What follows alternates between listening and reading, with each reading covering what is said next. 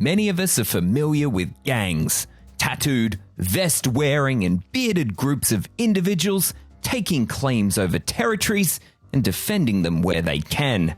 But many will never know that through the gates of the happiest place on earth, there are hundreds upon hundreds of active gangs roaming the many worlds of Disneyland. This is their story. Disneyland isn't a stranger to gang takeovers. On August the 6th, 1970, hundreds of yippies overran Disneyland. These members were a part of the Youth International Party, a radical offshoot of the free speech and anti-war movements of the 1960s and 70s. They climbed up into Captain Hook's pirate ship, invaded Fort Wilderness, and got into fights with the park guests. Ultimately, their actions became so extreme that they forced the park to close early. Families who were merely enjoying their day at Disneyland exited the Matterhorn to find themselves face to face with riot police. Above loomed a police helicopter, which through its booming PA urged guests to move towards the nearest exit. For a moment, it appeared that the park had lost control. Disneyland had become overrun with angry young adults trying to make a statement. Eventually, things settled, and Disney got their park back. But the stories of the yippies is just one part of the park's history with gang-like behavior. And this day is honestly so crazy, it could be an entire video. So if you'd like to see that, let us know in the comments section. The 1990s was an interesting time at the Disney parks. Teenagers clad with mohawks, dog collars, and anarchy patches crowded Tomorrowland. In the car park, the same troubled youth smoked joints, drank alcohol, and sent tourists walking in the other direction. Why this sudden influx of teenagers? 1993 saw the cost of holding the least expensive annual pass at the resort drop from $195 to just $99. One teenager told the LA Times for an article published in 1997 that it was a great way to get out of the house. Because you ask your parents for a pass and they think, wow, Disneyland, what bad could happen there? With its secure gates, attractions, and facilities, Disneyland became a babysitter for many local Anaheim youths. Unfortunately, this also led to growing incidents of vandalism, petty theft, drug use, and dealing around the park. They referred to themselves as punks, rockers, and gothics. These teens made up only a tiny fraction of the tens of thousands that visited Disneyland each day, yet sporting punk-like regalia, and with some breaking the law, they definitely stood out. Of course, many visitors weren't impressed with the behavior and strange attire worn by the punks. At the request of the resort and local businesses, police officials set up enforcement operations to discourage the youths from breaking laws and harassing other visitors. Despite this, many did nothing more than take up space in Tomorrowland. With its rock bands and space for dancing, it had long been a hangout for young visitors.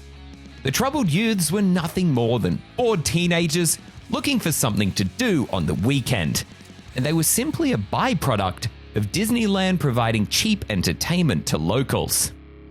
Today, walking right down the middle of Main Street, USA, you may notice motley crews of 20 or more adults roaming the parks.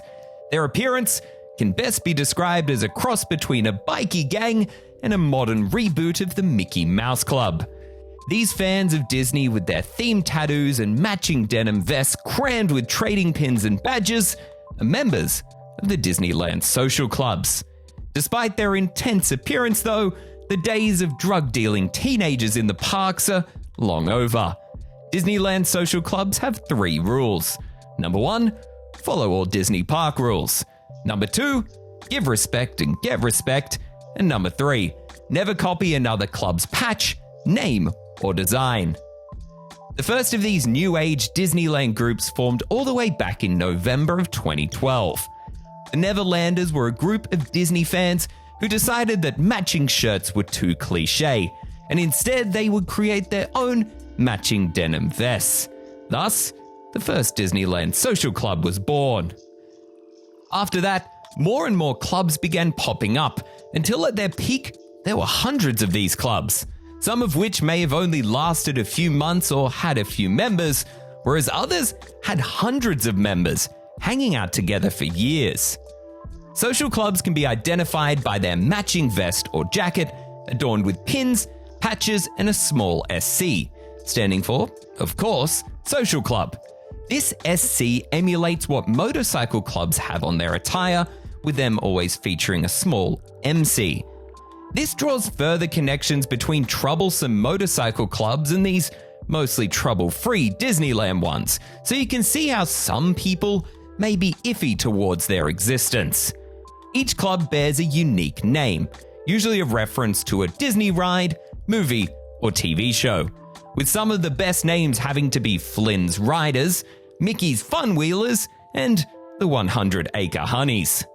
Some clubs even have constitutions and probationary periods for those wishing to join. Charitable work has also become a part of what many of these social clubs do, supporting both their own members and the wider community. Mostly these social clubs just seem to be a group of friends who have similar interests and have found a fun and unique way to share them. While they may look intimidating on a whole, they seem to be well-meaning, fun-loving groups of people who enjoy riding rides together. For the most part, each group seemed to get along well with the others. That was until the White Rabbits crossed paths with the Main Street Fire Station 55. John and Leslie Sarno, the founders of the Main Street Fire Station 55 Club, claimed in a lawsuit that members of the White Rabbits were using intimidation tactics and demanding protection money, events that sound straight out of a gangster film. The Fire Station Club alleged that when planning a Disneyland Memorial Walk and fundraiser for September 11 in 2016, they were approached by 5 members of the White Rabbits, demanding $500 to protect the event participants, and if they refused, they would make sure that the Fire Station Club would never step foot in Disneyland again. The members of the White Rabbits denied the allegations, and since 2018, coverage of the lawsuit seems to have fizzled out, and we can't find anything referencing the outcome, though some places online suggest that to this day, the matter is still in front of the courts. But members of social clubs were keen to point out that this dispute is not reflective of the attitudes of most clubs in the park. While individual members may not get along, there are no big, choreographed West Side Story-esque dance brawls in front of the castle. Today, according to socialclubsofdisney.com, there are 264 active social clubs, 149 disbanded clubs, and 176 clubs of unknown status. Though checking the linked socials for a lot of the active clubs, most of them haven't posted anything in a considerable amount of time. This could perhaps be due to the change in annual passes after the pandemic, with the increased cost and difficulty of acquiring a magic key. But at their core, these social clubs seem nothing more than a group of friends who enjoy visiting Disneyland, and seem to be a prime example of why you shouldn't judge a book by its cover. For Review Time, I'm Luke. Thanks for watching.